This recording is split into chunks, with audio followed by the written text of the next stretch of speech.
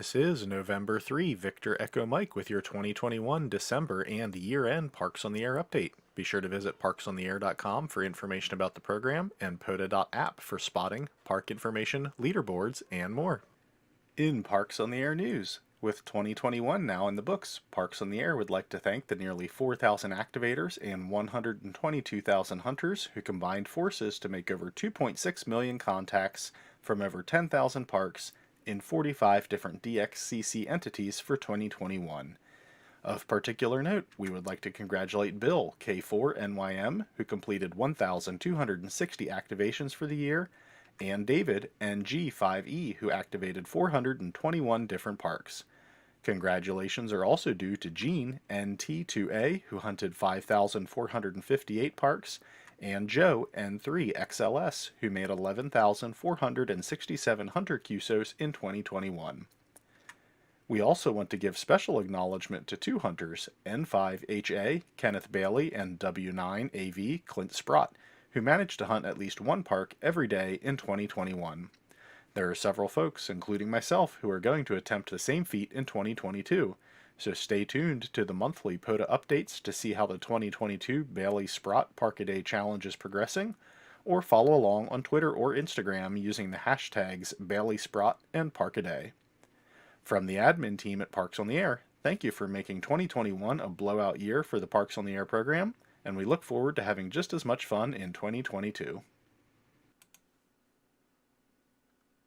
And now for the monthly stats update. There was plenty of activity in the month of December to help end the year strong. The month was one of the busiest of the year, with nearly 350,000 contacts made by about 1,400 operators. These individuals put approximately 3,000 parks on the air from 23 different DX entities. The top activators for the month were K7CAR with 9,808 QSOs, and POTA's own WT8J, who activated 69 different parks. The top hunters for the month were KB3WAV with 2,305 QSOs, and K9ICP, who hunted 918 different parks. In our POTA DX corner, England was our Region 1 leader with 641 QSOs, Canada was our Region 2 leader with approximately 16,000 QSOs, and Japan was our Region 3 leader with a little over 5,000 QSOs. The top DX activator for the month was VE7NB with 2,128 QSOs from 54 different parks. Outside of North America, the top activator was JF7RJM with 1,092 QSOs from 26 different parks. This concludes our December 2021 Parks on the Air update. As always, the team at Parks on the Air wishes you safe activations and happy hunting. 73. And there we are.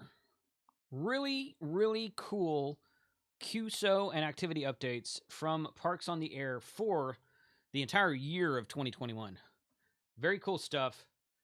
Thanks for being here today. Hamradio 2.0 lunchtime live stream. And we're going to bring Vance in here in a second. I see a lot of really good questions in the chat. So you guys stick around, and if someone doesn't answer your question, feel free to submit it again. In fact, this new chat filter I'm using, it's like Prescott S right here, right there. So when you type the word question in your comment, it highlights it for me now. Okay, so if you have a question, type the word question, and it will highlight it. It'd be easier for me to see. So let's bring Vance in here and go. I'm going to turn this on and that on, and there you go, man. What's going on? Hey, not much. I don't know if, since Tank isn't here, if I should do like the big shout and stuff. You can if it makes you feel better. Yeah, you can do that. Yeah, no, not a whole lot going on. Just I've been busy on the radio and busy with home projects. The room right next to me here, we decided the other day, we said, hey, we should repaint this room. So, well, we should prep. And so, well, if we're going to prep, we should, fix these couple holes first. And that turned into tearing out a whole bunch of stuff down to the studs and putting new drywall. And so I've got a project going on during my vacation here. I'm on vacation for a couple weeks. So good. Nice having some time off. Yeah, it's funny how those projects that are supposed to be quick take so long. Yeah. I'm putting all new wood floors down and on the second story of my home, which we've been wanting to do that for a long time. And I told my wife, I said, I'm gonna do it myself because I'm gonna do a little bit of extra here and there. But now I'm doing all the baseboard trim and repainting all the door trim. I've replaced an entire door, and I'm doing this and I'm doing this. I'm like, and she's like, this is taking longer than I was like, yeah, I know it is. It is. You're right. I'm sorry, but it's proceeding.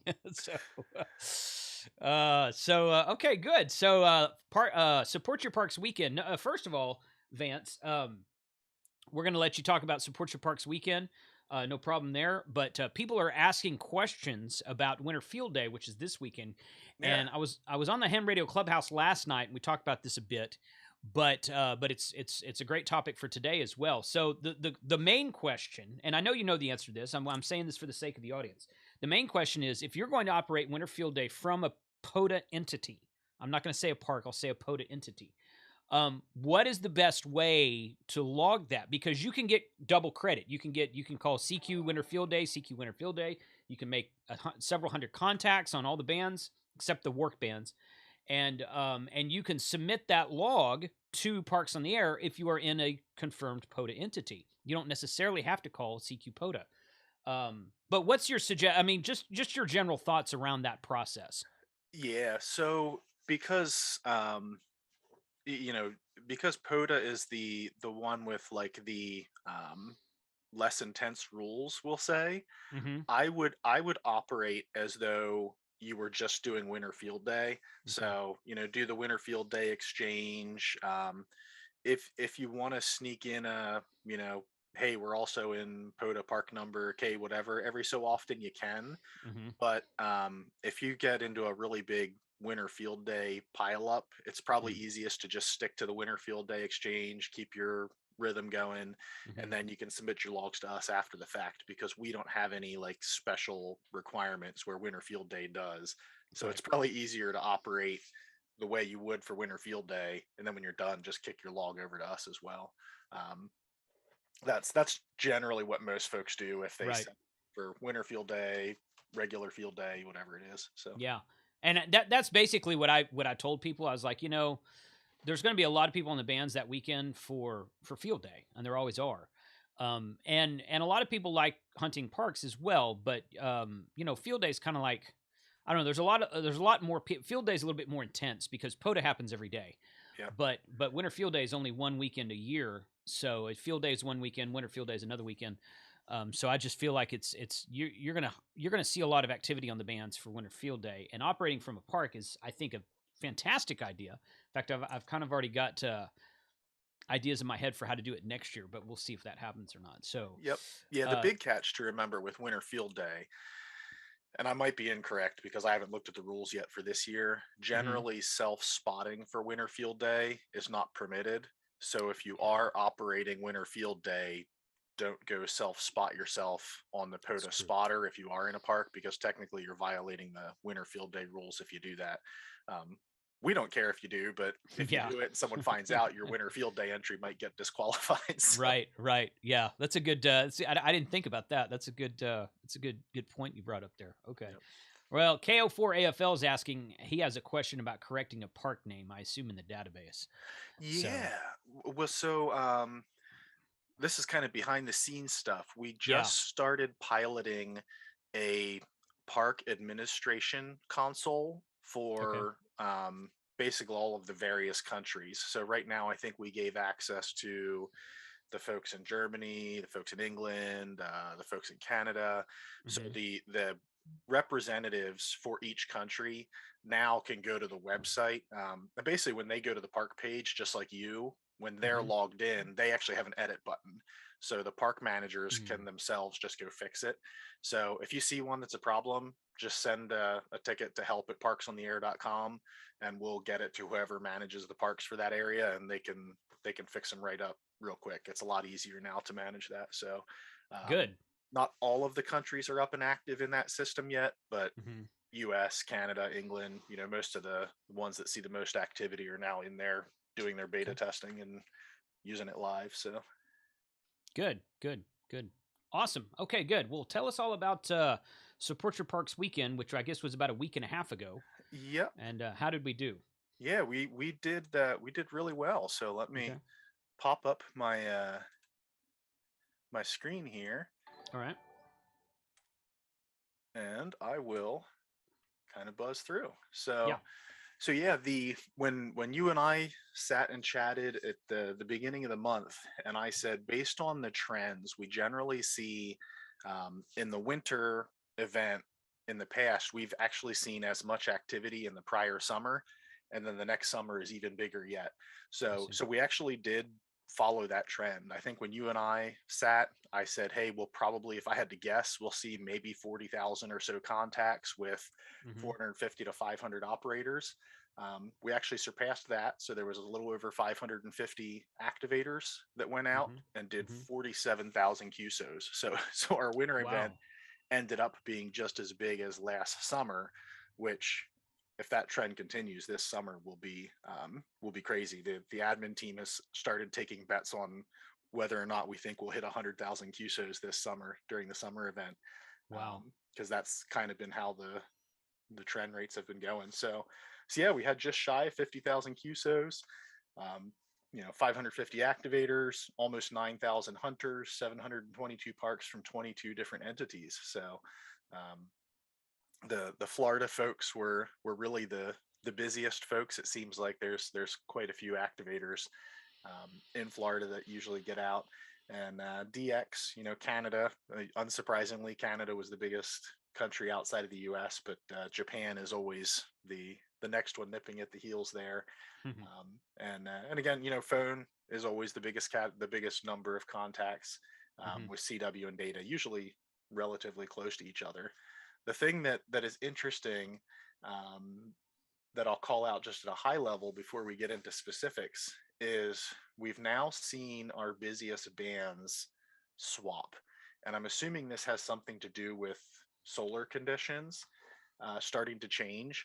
But for the last like couple years, 40 meters was always the busiest band all the time. Hmm. And this past May, June, 20 meters started creeping past. So 20 meters was actually busier than 40, and I think we'll probably see 20 meters getting more and more activity as the solar cycle continues to climb, and we see more and more um, DX entities starting to take part. So that's just a fun, interesting little tidbit. So if you've only been going out with one antenna, and you've been taking your 40-meter antenna, you might want to consider switching to taking a 20-meter antenna with you, because that's starting to take over as far as That's most good. popular band. That's good. Okay. So Well, hey, I it surprises me that 20 is not more popular than 40. I mean, they're both the bands are great bands, but I always, especially for daytime stuff, it surprises me that 20 is a little bit not a little bit more active. But I've been having a lot of fun with activating on 15 and 17 lately as well, so that's yeah, always I fun. made some 15-meter contacts just Hmm. yesterday, day before. So yeah, all of those bands are starting to, Good. the sun is starting to be a little friendlier to us on those bands Yeah. now, Yeah. finally. Totally. So cool. Well, with that, I'll jump over to the hunters, and we'll kind of Okay.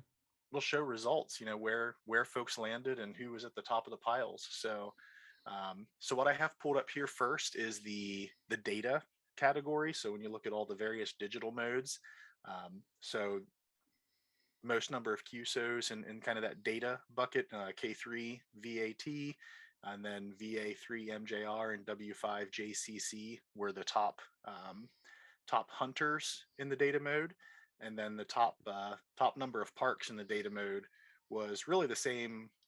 Top two folks, and then N0DOW snuck in there as far as number of parks hunted at the top of that pile.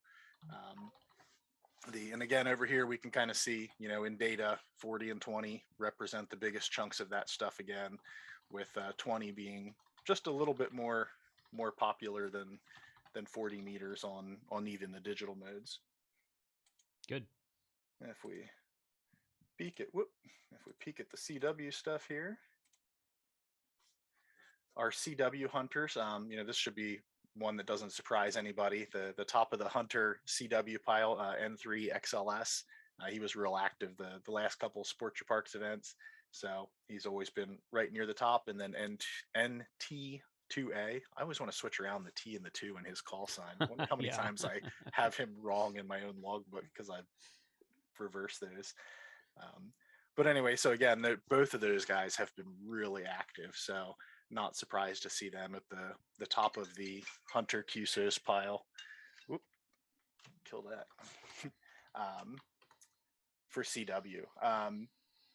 The number of CW QSOs 5,000. That number has really been steadily increasing. You know, it's a testament to, you know, folks always talk about,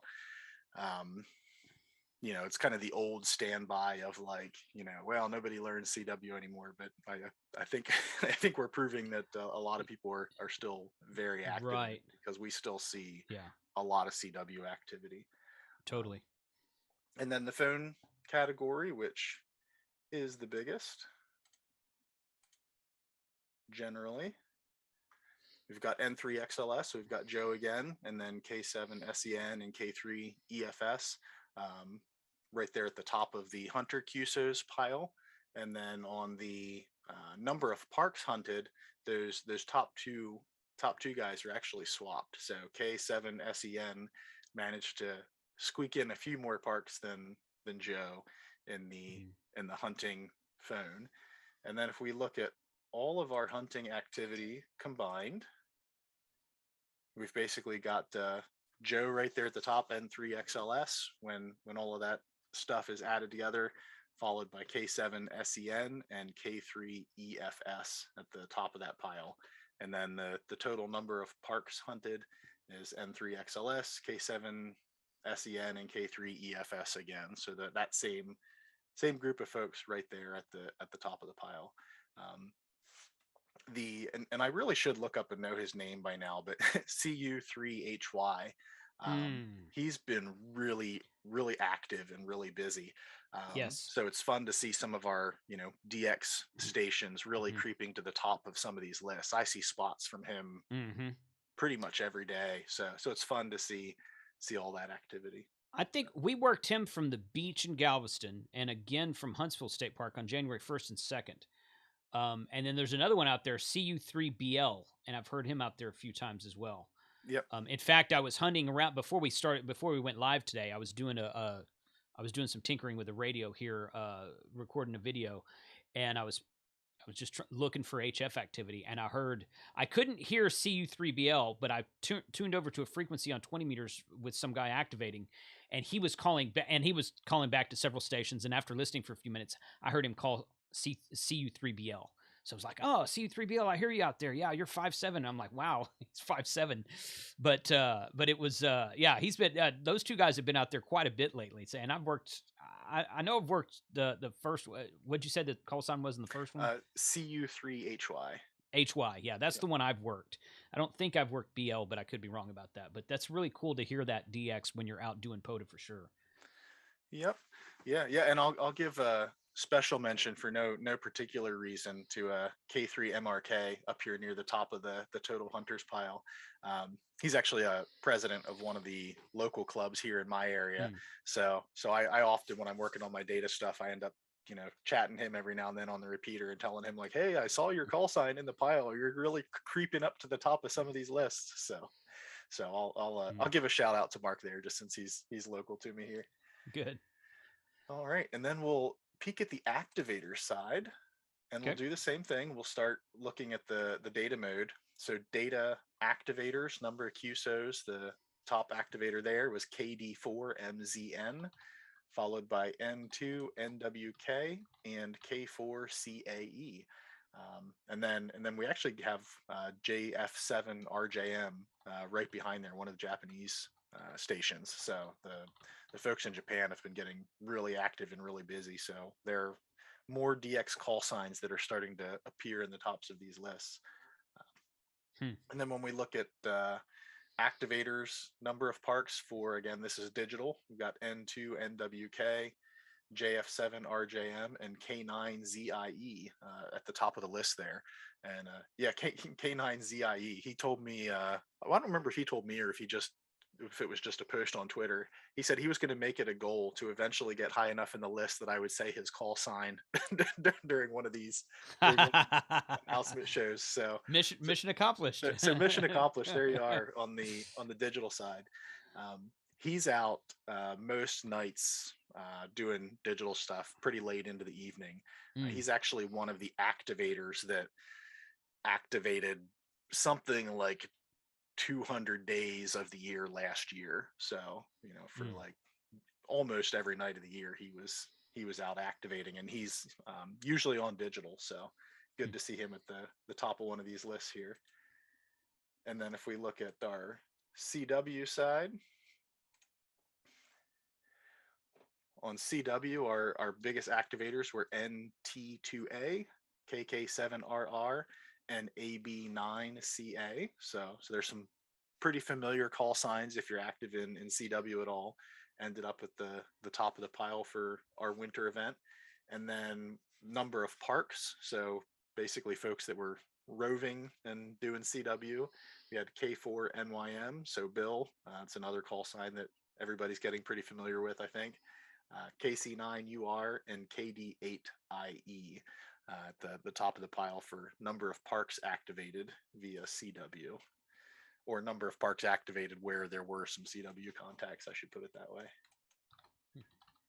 And then if we jump to phone,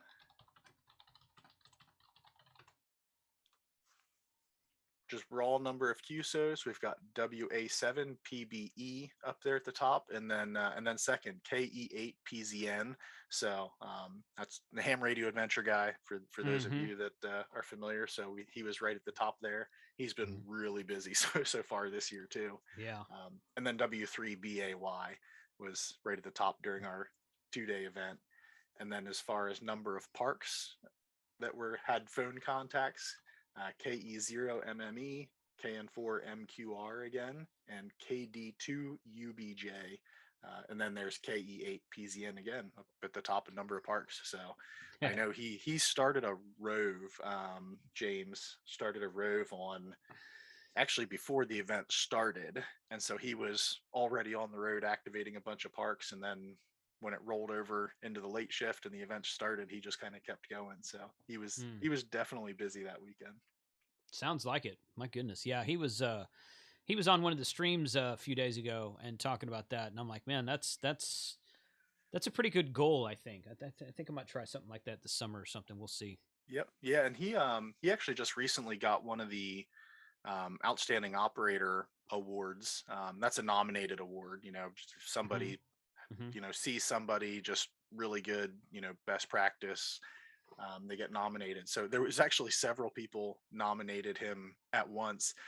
So he was just recently got Nice. one of that. It was neat to listen. I actually heard the thing that was written in the nomination form. He was working one of his pileups, and a couple kids called him. One said it was 11 and 9 or 10 and 9. I forget their exact ages, Mm. but it was he it was just neat to listen to. He Sure. slowed down the pile up, controlled the crowd, gave those kids like special attention, told them, Yeah. you know, hey, if your adult that's with you looks me up on QRZ, I'll make sure to send you a card in the mail. And so Yeah. it was just really cool to listen to. That's pretty cool. Yeah. Good. So Good deal. so it's neat when we see kind of our top operators taking the time to Right. encourage the youngins in the hobby too. Mm-hmm. Mm-hmm. Totally. All right. And then on the activator side, if we put all of those numbers together, just look at total numbers of QSOs and total numbers of parks. We've got WA7PBE and KE8PZN and W3BAY right at the top of that pile again. With which phone being our busiest category, it's not uncommon that Mm-hmm. the top phone activators are also the top overall activators from number of QSOs. And then Mm-hmm. if we look at number of parks, KE0MME, KN4MQR, and then KD2UBJ and KE8PZN again, and W2SUZ too, kind of all tied right in there at that third slot. Mm. So that's the total overall for activators. There was a lot of folks out on the air. It was a very busy weekend, which in wintertime is always I'm always surprised how much activity there is in spite of it being like negative degrees outside. So Right. And so, yeah, in some places for sure. yeah. So, and Huh. then we'll take a quick jump to the club category. So there was 4 clubs that had submitted logs. Now, when we for the support your parks events, when we look at clubs, we have this filtered specifically to clubs where there were contacts made by at least 3 different operators. So there was 4 clubs that met that category. So the folks down in York, I believe York, South Carolina, K4YTZ. They were the club that won in the summer, and they were Okay. again the most active club here in the winter event. And then the We4DX Mm-hmm. that a lot of the YouTube folks know and are members of that club. Yep. So they were right there at second, and then W4DOC and KD4QHB were the other 2 clubs. So Okay. both of those top 2 clubs are call signs that we see pretty active in POTA pretty regularly. Right. And then lastly, we'll jump and just look at our DX activators. Um, so I'll actually come over here and look at this kind of our donut ring chart first, just because it's interesting to see the number of people that are actually out activating outside of the US. So, Canada, we had 28 different operators that were out. Japan had 17, England had 7, and then a whole bunch down from there. So overall, there was again I think 22 different DX entities that were on the air at some point. But the top DX activators were VE3XNS and N6NRD, who he's actually you'll probably start seeing his name more on the POTA website. He actually recently volunteered. He's actually helping us with some development stuff in POTA now. Okay. And you might hear him on the air most often as N6NRD stroke VE3. So he's one of those transplants. He's got a US call, but he now lives in Ontario. Gotcha. So even though it's a US call, he's usually on the air in Ontario now. And then we had an English station there in the third spot, G7SQW. So it's neat to see, all of these various countries. Spain right up there near the top, EC1R, and then you see some of our Japanese call signs that we're getting used to seeing. But it's really cool to see, some of these other countries starting to pick up and get active in POTA. And then if you look at sort of the DX rovers, so JF7RJM and JJ1MG and JF1CMH. So, they're at the first. There was a whole bunch of folks kind of tied at that Right. third spot there. But yeah, the Japanese stations, they really seem to be enjoying getting out and doing some uh, roving, and I'm seeing a fair amount of park to park activity in Japan and things like that now too. So that's a lot of fun. Cool. Yeah, that's really good info. So Okay. so yeah, so that's kind of um, the numbers and where we ended up. So probably what will happen, like I had hinted at the beginning of the month when you and I talked, Mm-hmm. um, in 2023 we will probably start looking at um, adding a second plaque season. I don't know exactly what that'll look like yet. The summer will still be the big one, but we'll probably start doing some some variant of plaques in the winter as well, since Mm-hmm. there's so much activity and there's been plenty of interest. So um, Good. I'll be tossing around ideas with the local trophy shop that I work with on plaques and awards and stuff for what that might look like. But um, it's I'd say we had plenty of activity that would make it worth the effort. So Oh yeah, totally. Totally agree. Yeah. Good. Well, I mean, those numbers are encouraging. Did you do a comparison as to the same plaque event for last year? I'm sorry, not the plaque event, the same Support Your Park weekend last year? um, I'd have to pull up the numbers again, but I Okay. think this winter was about twice the volume of last winter. Okay. So I Yeah, think I we was were just in the wondering about total numbers. So, yep, yeah, yeah, I think that's we were pretty in the cool. 20,000 ish range Okay. last winter. Yep. Okay. Okay. So Awesome. That is great. That is great info. Okay. So as I said at the beginning, if you have questions, type the word question into the chat because I have a new filter I'm using and it highlights those. So the first one is from Shane K5QBF. He and I He's got a YouTube channel called This Side of the Radio. He's one of the Yep. key guys on the Hamradio Clubhouse. He and I went and did a 5-park cheetah, Okay. a radar cheetah, last Tuesday, a week ago yesterday, and that was really fun. We went around to some parks here just to the northwest of us. So he's asking, is the program still considering the ability for activators to upload logs themselves? Yes. And we've been really on a tear with development for that. Um, probably, I mean, I can't say exactly when it's going to be ready. When I log in, I'll give some hint. I'll drop some hints without giving too much away. So Okay. let me put it this way: when I log into POTA, I have a screen where I can see my logs, and I have a box to upload logs and Okay. stuff like that. So it's in active development. Um, it's baked into the main website now, but with restricted access to certain people. It's still not fully featured. Right now it spits the log up. It kind of gives you back your list of errors and says like, hey, here's the problems with your log. But you can now, like, each person on your own account, the people that have access now right now from a development standpoint, you can see your logs that you've submitted in the past and see if you removed the log for some reason, if you re-uploaded. So you kind of have it's basically a new view that is your logs, and right on that same screen is where folks will upload. So Okay. been a lot of progress on that. That's actually been the main focus as far as user facing things for the Okay. last couple months now.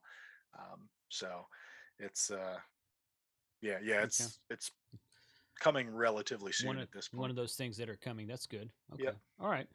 You know what? Personally, I don't mind, due to data integrity, I don't mind submitting the logs via email. It doesn't bother me. I know some people are really, and the soda, I know it's mostly the soda guys, or a lot of the soda guys that are like, well, I upload my own logs. And I'm like, well, that's great. I don't know. It doesn't bother me once it gets enabled, I will use it. I mean, it's not a problem. It doesn't bother me either way. So I don't find that to be a big deal, but I know some people really want it, and that's fine. Yep. 45 Auto is asking, will the POTA page someday show us whether we have already worked a park on the spotters page? That's an interesting idea. I think that's in our list of requests, but I don't know how far down the list that is. The primary things getting actively worked on right now are the log uploading things, and the well, actually, why don't I just do my quick share again? You want to do that? You want to give us a sneak peek? Yeah, I'll give a sneak peek. Now, this isn't, I'm not going to actually click on stuff, but just so folks can see. Like when I log into POTA, I have a bunch of extra options here because I'm an admin. And so we have some things baked in here. But eventually everybody will have a like my logs section on their menu. And essentially this is what it looks like. So it's all of my logs that I've uploaded. You can see here I had one that had been uploaded wrong and it got backed out, so we can see that it was removed. And then it's literally just a standard file dialog to add an ADIF and click the buttons. So so that's the kind of the upload piece. Okay. And then the other things that have been in like active development that are higher priority are the behind the scene things for the admin that are still on the old website. So like the call area managers, the park managers, like we talked about, they were still using the old site because we did all the user facing stuff first.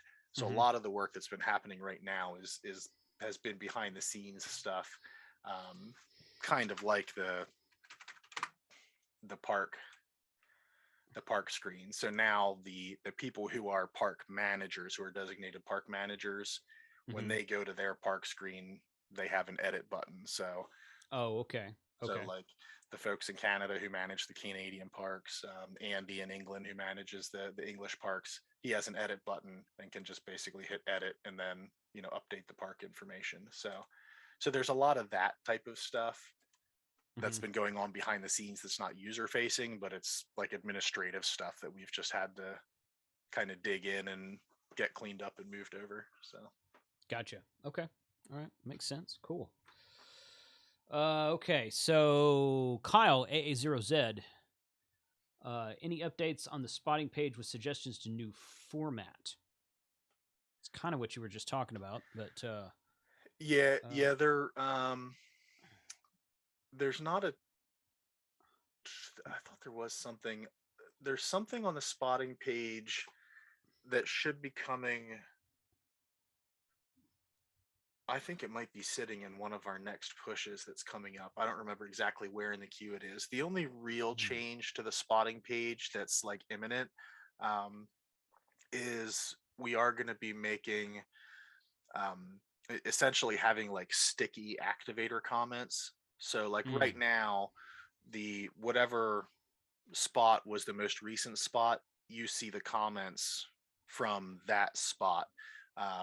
But essentially, we're making um, a function so that if you are like if you self spot, yeah. your comments get kind of like a sticky, like, hey, Vance is activating and this is what Vance said, so that you can always see what the Oh. activator themselves said about their Okay. their spot. So that's the Okay. only Okay. kind of new thing that's coming up. So Okay. Good. Okay. Let's see. Greg asks, where can I get the reference as to where to post my logs, and or does one get notified of log submissions? Well, right now you don't post logs; you just email them to your. What's the title of that person? we call them the call area managers. Call area manager. Okay. We All right. once the self uploading is turned on, we will probably call them like I don't know. There was a we've tossed around a couple names because those people will still be in place and they'll Mm-hmm. help if people are having trouble with their logs. Gotcha. Um, but yeah, we call them the call area managers. But essentially, Mm-hmm. it's just whatever the number in your call sign is. It's just Yeah. K that. So I'm N3VEM. I just email them to K3 at parksontheair.com. Right. Right. Yep. Yeah. So okay. So question about that, because I was under the impression that I don't have this problem because I am a 5 call and I live in 5 land.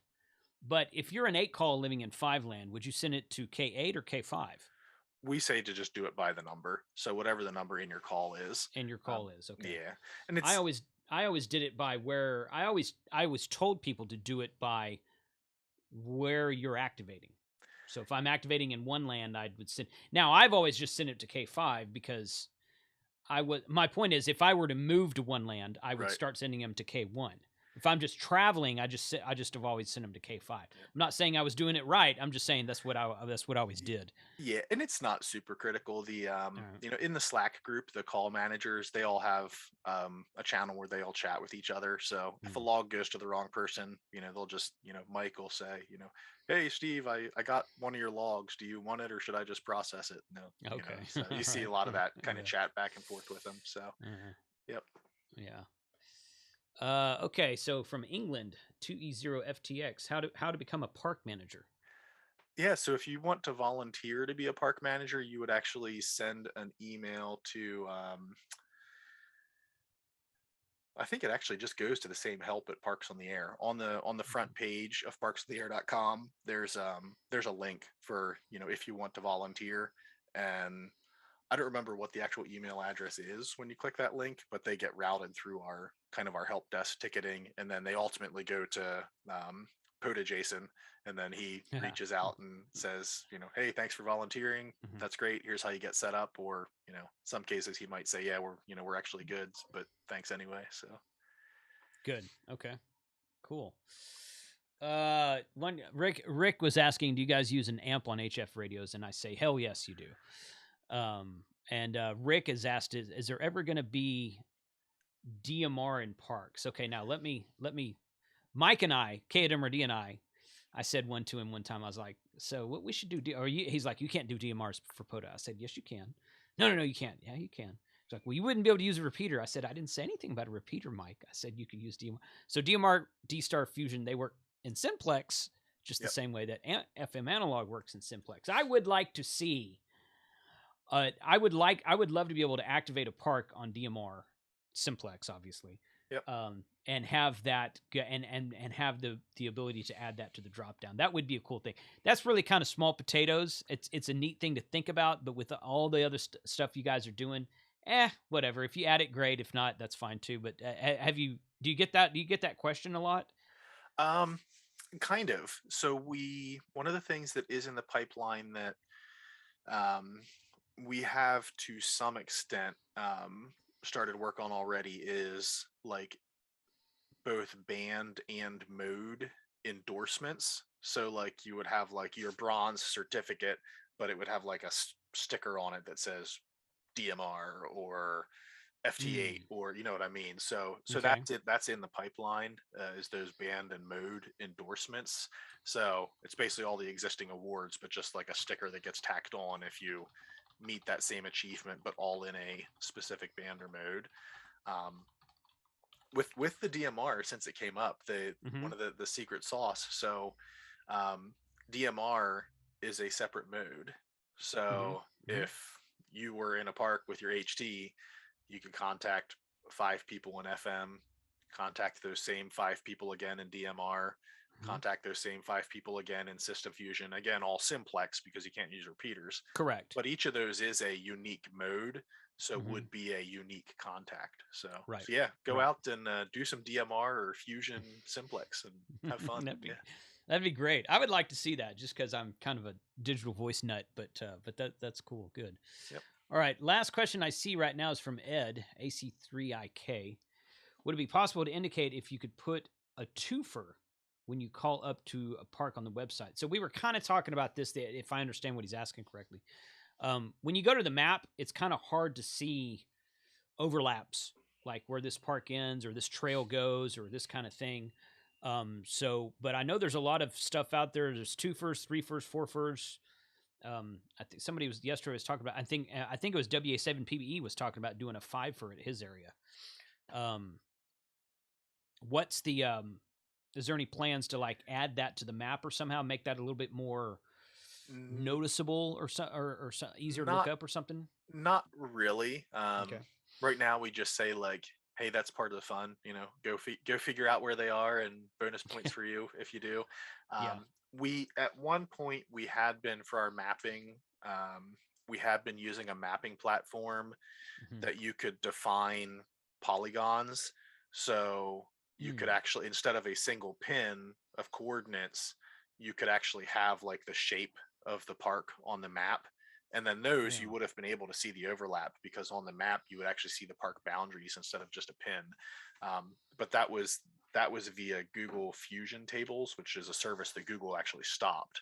Yeah. So we had to go to a different platform, and um, there are places that do the polygon stuff, but at the end of the day, it's a lot of data because instead of one set of coordinates for each park, you need like a whole defined polygon for each Mm-hmm. park. Mm-hmm. So for simplicity's sake, the plan for now anyway is to just stick to the pinpoint and let people kind of discover the twofers and threefers on their own. Right. Okay. Okay. Well, that makes sense. That's fine. Okay. Good. Well, that was all the questions I saw in the chat. We don't want to take up too much of Vance's time either, but Yeah, I have this was. more drywall taping to do. I bet you can't wait to get back to that. Yeah. So good. Well, cool, man. So we've got. I was just looking. I was just talking to a friend of mine, and we were making plans for the week after Easter Okay. in April, but that weekend of Easter is actually the next Support Your Parks weekend. Yep. I probably won't go out on Sunday, but I'm gonna do. I was busy at my hunting lease this a week and a half ago, so I didn't actually activate this time, but I've got it on my calendar to keep that Saturday free and clear in April, and I'll be doing something there. So probably gonna try to do like a group meetup or something like we did last summer. But Cool. that'll be a fun thing. But so we'll get you back onto the show late March, early April, something like that, Yep. to Yeah. talk Yeah. about That that sounds weekend good. too. Yeah, because we Okay. can, because around then we will be, um, we'll be getting ready for the March event. But Yeah. that's also right around the time when we start initial like planning and sending out sponsorship info and things like that for the summer event. Okay. So there'll definitely be some stuff to chat about in, you know, middle to second half of March. Yep. Good, good, good. Okay, So, okay. Well, how much time do you have, Vance? Do you need to I scoot or what? I don't have to rush off. I actually am Okay. on vacation today, so I actually did see a question. Somebody asked about restrooms in the park gate. I think somebody mentioned. Oh, let's see. Where So did it? one of the things now that we Yeah. have that park manager in place, Mm-hmm. um, there is a generic comments thing, so you Mm. can feel free to send that information in, and if there's a park that has like you know terrible restroom facilities, you can send that, and it could get added to the comments. That's Um, good. so we Yeah. talk about right now it's specific park managers that can essentially put that information on. Okay. We do have kind of plans to eventually make it like somewhat wiki style where people can submit specific changes and then they go into a queue and get reviewed by whomever and approved. So Okay. yeah, at some point in the future, if somebody like wants to be like the park bathroom data collector, they can feel free to start That's collecting good. data on park Yeah. bathrooms and submitting it. We, when we were at Montesano in Huntsville, Alabama last August for the Hamfest, the facilities, the shower bathhouse facilities at that park were actually quite nice. So I'm just like, you know what? If you can take an overlanding trailer out there that's basically just a bed and kind of stay there for a week or two because they have such nice facilities there. So that's Yep. a good thing. So Jim Fielder asks, has there been any thought to increasing the U.S. parks in the areas that have low density? East Coast has a very high density, and that's certainly true. You can drive around the East Coast and work 15 or 20 parks in a matter of hours, and out here you have to drive 30 minutes to get to one park. So, Yep. but I mean, I don't know how that's. I think that's more a matter of what historical markers are where, what parks are located where, and that kind of thing. So, Yeah, it's so the we had paused adding US parks for a while because we were focused on getting some of the DX parks and stuff in. okay, Um, but I would imagine that at some point we will circle back to taking submissions for adding additional parks in the US. Now that we have the park manager up and running, it's a lot easier to kind of share that love a little bit right. than it had been in the past. So if you look on the front web page, there are park managers Mm-hmm. listed for essentially by state. So you still can for your state, reach out to that person and say like, hey, I have a park that I think should be in POTA that isn't, and they'll kind of put it on their list to add. Once we start adding some U.S. parks again, Mm-hmm. I'd just say take a peek at the FAQ and just make sure that it meets the requirements of a POTA park. So essentially federal or um, state-owned parks. Mm-hmm. You know, Mm-hmm. essentially we don't do like county and city parks because that would just be like a nightmare to manage Right. because then you'd be in hundreds of thousands of parks, which would just get insane. Right. No, I like the state. Somebody asked about getting a park added earlier in the chat, and I was like, it has to be a state park or higher. That's the way Yeah, I worded it. yeah, that's the way that So I often word it too to yeah, keep it simple. yeah. No, I like and the historical markers are kind of fun. We activated Kitty Hawk when we were in Outer Banks, Okay, yep, so that was fun. And we talked about going to Gettysburg. In fact, a couple of the guys did go to Gettysburg and activated that one of these days. And when we were driving back from Huntsville, we crossed this Lewis and Clark Memorial something something, yep. and I'm like, oh, we should stop there one of these times and activate. So those historical markers are really fun to activate as well. So that's a good thing. All right, how are the park references assigned? He lives on a Caribbean island, and local parks have a reference to another country.